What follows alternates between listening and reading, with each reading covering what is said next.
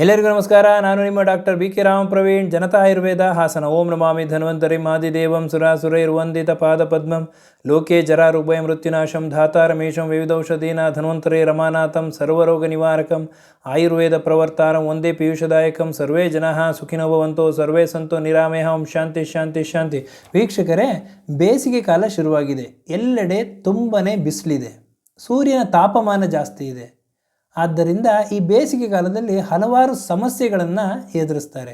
ಪ್ರಮುಖವಾಗಿ ಡಿಹೈಡ್ರೇಷನ್, ನೀರಿನಂಶ ಕಡಿಮೆ ಆಗ್ತದೆ, ತುಂಬನೇ ಸುಸ್ತಾಗ್ತದೆ, ಬಳಲ್ತಾರೆ, ಹಾಗೂ ಆಯಾಸ, ಅತಿಯಾಗಿ ಬೆವರ್ತಕ್ಕಂಥದ್ದು, ಈ ಎಲ್ಲ ಒಂದು ಸಮಸ್ಯೆಗಳು ಕಾಣ್ತದೆ. ಯಾಕೆಂತಂದರೆ ವಿಪರೀತ ಒಂದು ಸೂರ್ಯನ ತಾಪಮಾನದಿಂದ ಈ ಎಲ್ಲ ಸಮಸ್ಯೆಗಳು ಎದುರಾಗ್ತದೆ. ಇವತ್ತಿನ ಈ ಒಂದು ಸಂಚಿಕೆಯಲ್ಲಿ ಬೇಸಿಗೆಯಲ್ಲಿ ನಮ್ಮ ಆಹಾರ ವಿಹಾರ ಜೀವನ ಶೈಲಿ ಯಾವ ರೀತಿ ಇರಬೇಕು ಅನ್ನೋದನ್ನು ತಿಳಿಸ್ಕೊಡ್ತೀನಿ. ಮೊಟ್ಟ ಮೊದಲಿಗೆ ಬಾಡಿ ಡಿಹೈಡ್ರೇಷನ್ ಆಗೋದನ್ನು ತಪ್ಪಿಸ್ಬೇಕಾಗ್ತದೆ. ಅಂದರೆ ದೇಹದಲ್ಲಿರ್ತಕ್ಕಂತಹ ನೀರಿನಂಶ ಕಡಿಮೆ ಆಗೋದನ್ನು ತಪ್ಪಿಸ್ಬೇಕಾಗ್ತದೆ. ಹಾಗಾಗಿ ಹೆಚ್ಚೆಚ್ಚು ನಾವು ಲಿಕ್ವಿಡ್ಸ್ಗಳನ್ನ, ಪ್ಲೆಂಟಿ ಆಫ್ ಫ್ಲೂಯಿಡ್ಸ್ನ ತಗೋಬೇಕಾಗ್ತದೆ. ಹೆಚ್ಚು ನೀರು ಕುಡಿಬೇಕಾಗ್ತದೆ.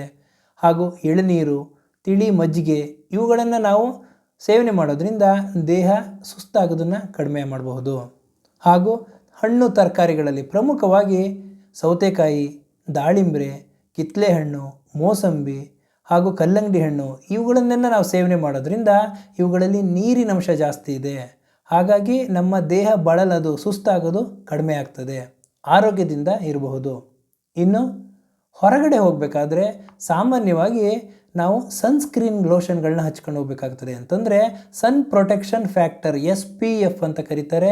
ಇದು 30+ ಇರ್ತಕ್ಕಂತಹದ್ದನ್ನು ನಾವು ಹಚ್ಕೊಂಡು ಹೋಗೋದ್ರಿಂದ, ಚರ್ಮಕ್ಕೆ ಲೇಪ ಮಾಡ್ಕೊಂಡು ಹೋಗೋದ್ರಿಂದ ಈ ಸೂರ್ಯನ ತಾಪಮಾನದಿಂದ ಚರ್ಮಕ್ಕೆ ತೊಂದರೆ ಆಗೋದನ್ನು ನಾವು ತಪ್ಪಿಸ್ಬೋದು. ಹಾಗೂ ಸಾಮಾನ್ಯವಾಗಿ ಕೆಲವೊಬ್ರು ಏನು ಮಾಡ್ತಾರೆ, ಹೊರಗಡೆ ತುಂಬಾ ಕೆಲಸ ಮಾಡ್ತಿರ್ತಾರೆ.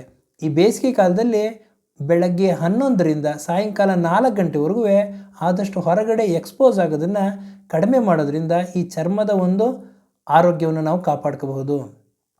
ಹಾಗೂ ಅತಿಯಾದ ಒಂದು ಸ್ಪೈಸಿ ಫುಡ್ಗಳನ್ನ ಸೇವನೆ ಮಾಡ್ತಾಯಿದ್ದೆ, ಅದನ್ನು ನಿಲ್ಲಿಸಬೇಕಾಗ್ತದೆ. ಮಸಾಲೆಯುಕ್ತ ಪದಾರ್ಥಗಳನ್ನ, ಬಿಸಿ ಪದಾರ್ಥಗಳನ್ನ ಹಾಗೂ ಹೆವಿ ಆಯಿಲ್ ಇರ್ತಕ್ಕಂಥ ಆಹಾರ ಪದಾರ್ಥಗಳನ್ನ ಸೇವನೆ ಮಾಡೋದ್ರಿಂದ ಬಾಡಿ ಸುಸ್ತಾಗ್ತದೆ. ಆದ್ದರಿಂದ ಇವುಗಳನ್ನು ಕಡಿಮೆ ಮಾಡಿ ನೀರಿನಂಶ ಇರ್ತಕ್ಕಂಥ ಆಹಾರ ಪದಾರ್ಥಗಳನ್ನ ಸೇವನೆ ಮಾಡೋದ್ರಿಂದ ಆರೋಗ್ಯವನ್ನು ನಾವು ಕಾಪಾಡ್ಕೋಬಹುದು.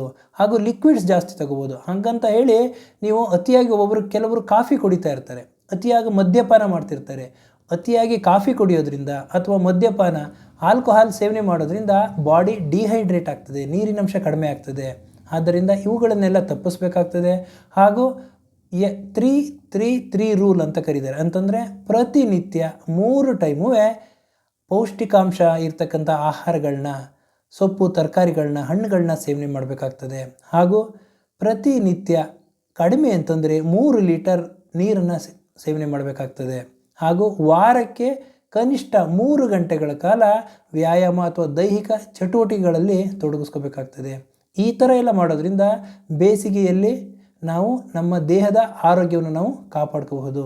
ಯಾಕೆಂದರೆ ಅತಿಯಾದ ತಾಪಮಾನ ಇದ್ದಾಗ ದೇಹದಲ್ಲಿ ಕಿಡ್ನಿಗೆ ಸಂಬಂಧ ಕಾಯಿಲೆಗಳು ಬರುವ ಸಾಧ್ಯತೆಗಳಿರ್ತದೆ, ಬಾಡಿ ಡಿಹೈಡ್ರೇಟ್ ಆಗಿರ್ತದೆ. ಆದ್ದರಿಂದ ಹೆಚ್ಚು ನಾವು ನೀರು ಕುಡಿಯೋದ್ರಿಂದ, ನೀರಿನಂಶ ಇರ್ತಕ್ಕಂಥ ಆಹಾರಗಳು, ಹಣ್ಣು ತರಕಾರಿಗಳನ್ನ ಸೇವನೆ ಮಾಡೋದ್ರಿಂದ ಬೇಸಿಗೆಯಲ್ಲಿ ನಾವು ಸುಸ್ತಾಗೋದನ್ನು ತಪ್ಪಿಸ್ಬೋದು, ಬಾಡಿ ಡಿಹೈಡ್ರೇಷನ್ ಆಗೋದನ್ನು ತಪ್ಪಿಸ್ಬಹುದು, ಹಾಗೂ ಆರೋಗ್ಯದಿಂದ ಇರಬಹುದು. ಹಾಗೂ ಹೊರಗಡೆ ಹೋಗಬೇಕಾದ್ರೆ ಆದಷ್ಟು ಈ ಒಂದು ಸನ್ ಗ್ಲಾಸಸ್ಗಳನ್ನ ಹಾಕೊಂಡು ಹೋಗೋದು, ಕೂಲಿಂಗ್ ಗ್ಲಾಸ್ ಇರ್ಬೋದು ಅಥವಾ ಸನ್ ಗ್ಲಾಸಸ್ಗಳನ್ನ ಹಾಕೊಳ್ಳೋದ್ರಿಂದ, ಹಾಗೂ ನಮ್ಮ ತಲೆಯನ್ನು ಪ್ರೊಟೆಕ್ಷನ್ ಮಾಡಬೇಕಾಗ್ತದೆ. ಬಿಸಿಲಿನ ತಾಪಮಾನಕ್ಕೆ ಒಡ್ಡೋದನ್ನು ನಾವು ಪ್ರೊಟೆಕ್ಷನ್ ಮಾಡಬೇಕಾಗ್ತದೆ. ಆದ್ದರಿಂದ ಹೊರಗಡೆ ಹೋಗಬೇಕಾದ್ರೆ ಆದಷ್ಟು ಹ್ಯಾಟು ಅಥವಾ ಕ್ಯಾಪ್ಗಳನ್ನ ಯೂಸ್ ಮಾಡೋದ್ರಿಂದ ಈ ಸೂರ್ಯನ ತಾಪಮಾನದಿಂದ ನಾವು ಈ ತೊಂದರೆ ಆಗೋದನ್ನು ನಾವು ತಪ್ಪಿಸ್ಬೋದು. ಹೀಟ್ ಸ್ಟ್ರೋಕ್ ಅಂತ ಏನು ಹೇಳ್ತಾರೆ, ಈ ಒಂದು ಸಮಸ್ಯೆಯನ್ನು ನಾವು ತಪ್ಪಿಸ್ಬೋದು, ಆರೋಗ್ಯದಿಂದ ಇರಬಹುದು ಅಂತ ಹೇಳ್ತಾ ಇವತ್ತಿನ ಈ ಒಂದು ಸಂಚಿಕೆಯನ್ನು ಮುಗಿಸ್ತಾ ಇದ್ದೀನಿ. ನನ್ನ ಈ ವಿಡಿಯೋ ತಮಗೆ ಇಷ್ಟವಾಗಿದ್ದಲ್ಲಿ ಲೈಕ್ ಮಾಡಿ,